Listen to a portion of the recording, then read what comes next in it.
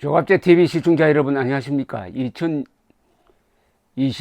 7월 27일 새벽 3시 45분입니다. 오늘은 6.25 남침 전쟁이 휴전으로 일단락된 67주년이 되는 날입니다. 휴전으로 일단락된 다음에 대한민국은 반공자유민주주의 법치 체제를 확고히 하면서 경제발전에 집중해서 오늘날 제10대 경제강국 재래식 군사력에서 세계 제8위 정도 되는 엄청난 나라를 만들었습니다.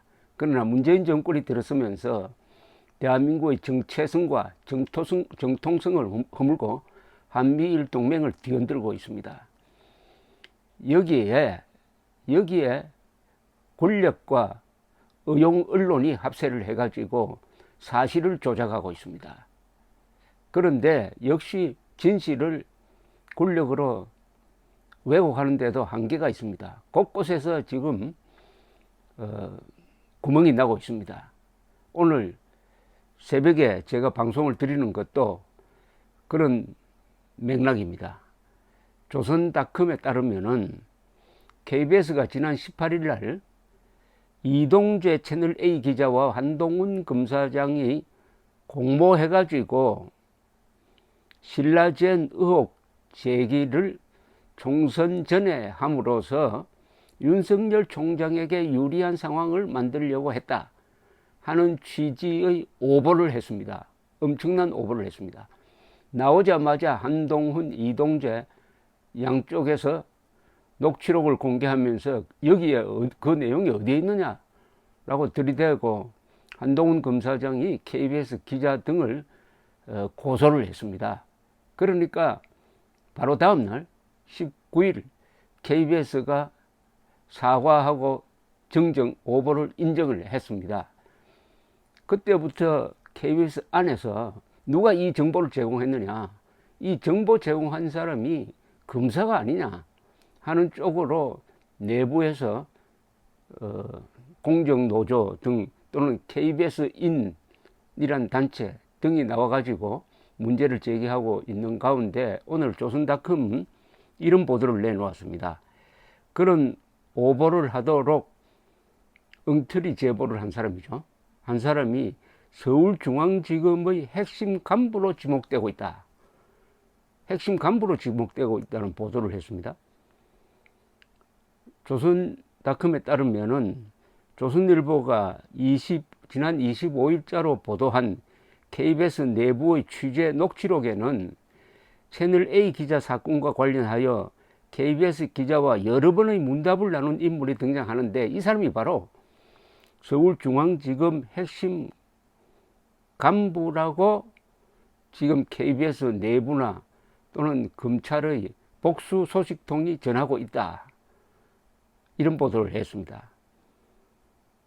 그런데 이 핵심 간부란 사람이 아마 이 검사로 보이는데 핵심 간부라면 아마 부장검사 같은데요.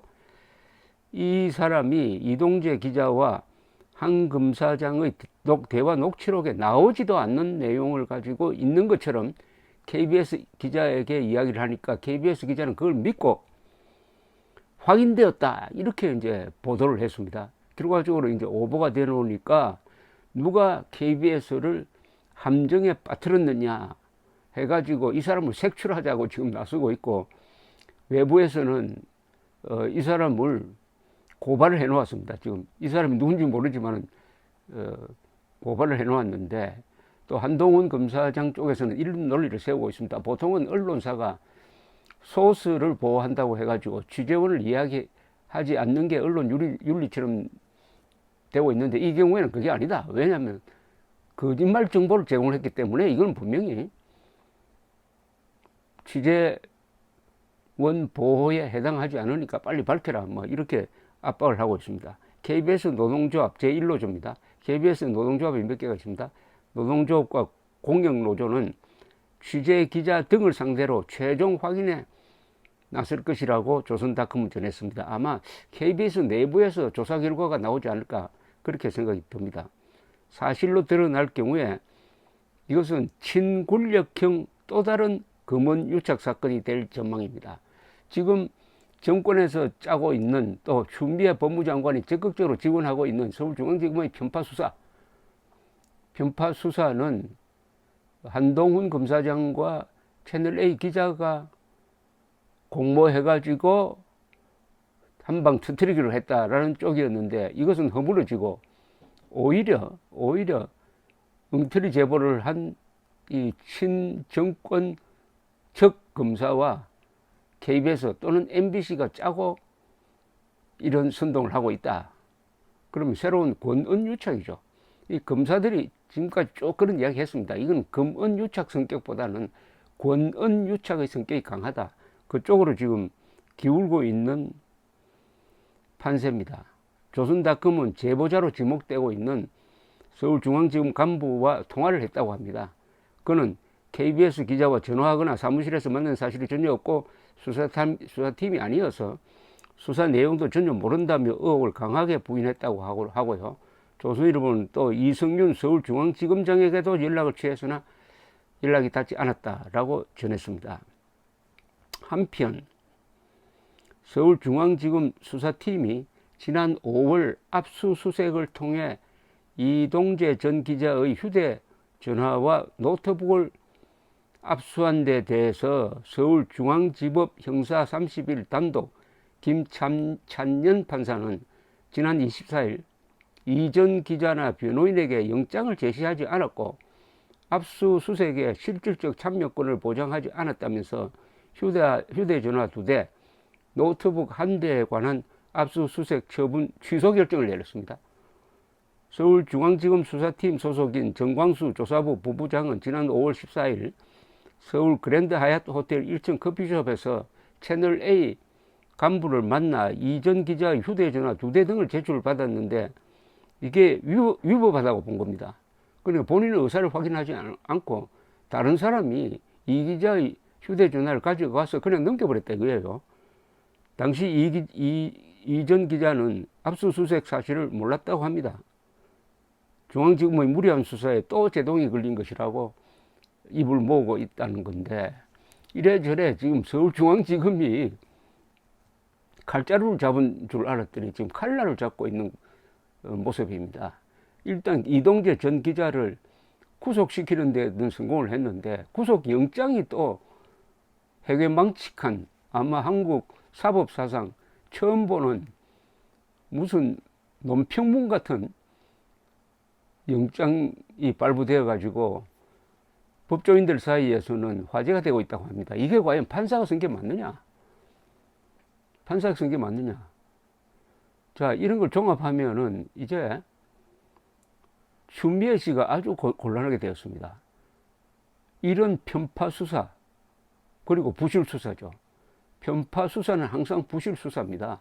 공정한 수사를 해야 충실한 수사가 되지, 편파 수사는 한쪽으로 몰고 가는 거니까, 또 권력을 믿고 무리를 하니까 인권도 탄압하고 법도 무시하고, 그래서 적법 절차를 무시하는 경우가 많은데, 이 경우가 지금 옛날 군사정권 시대나 있었을 법한 이런 식의 지금 행태가 이루어지고 있는데, 그 중심에 추미애 씨가 있어요. 추미애 씨가 윤석열 총장의 손발을 묶어버렸습니다. 윤석열 총장은 일찌감치 이 진행되는 수사에 문제가 있다 해가지고 대검의 자문위원회를 만들어가지고 좀 견제를 하려고 했더니, 그거 하지 마라. 서울중앙지검에 대한 검찰총장의 수사 지휘권을 박탈해버렸어요. 이것이 불법입니다. 그렇게 못하게 돼 있어요. 왜냐하면 검찰총장의 고유 권한을 법무장관이 제한할 수는 없는 겁니다. 그런데도 밀어붙이니까 윤석열 총장도 한 발 뒤로 물러나서 지금 손을 놓고 있는데, 외부 인사로 구성된 수사심의위원회가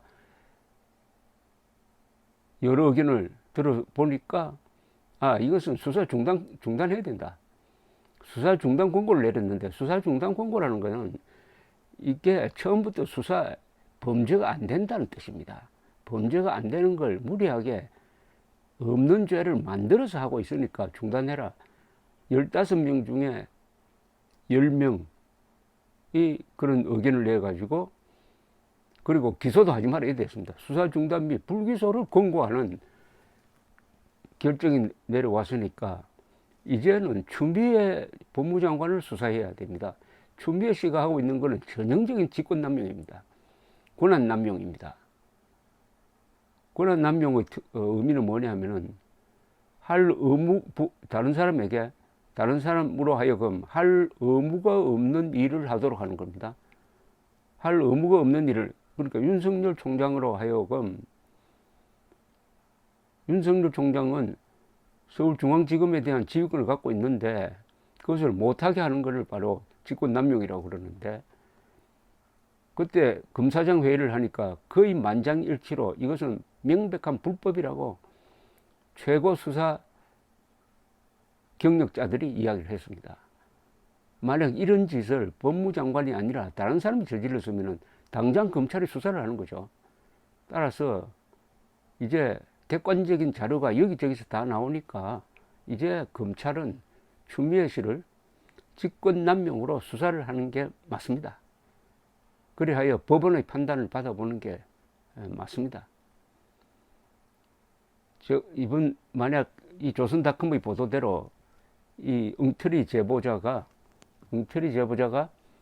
그것도 다른 데도 아니고 서울중앙지검 핵심 간부라고 확정될 경우에 일어날 사태는 어마어마할 것입니다. 그동안에 추미애 그리고 이 여권의 선동적 정치인들이 그리고 KBS, MBC와 같은 의용 언론이 합쳐가지고 만들어 놓은 금원유착이라는 이 신기루가 무너지면서 아마 압사할지도 모르죠. 감사합니다.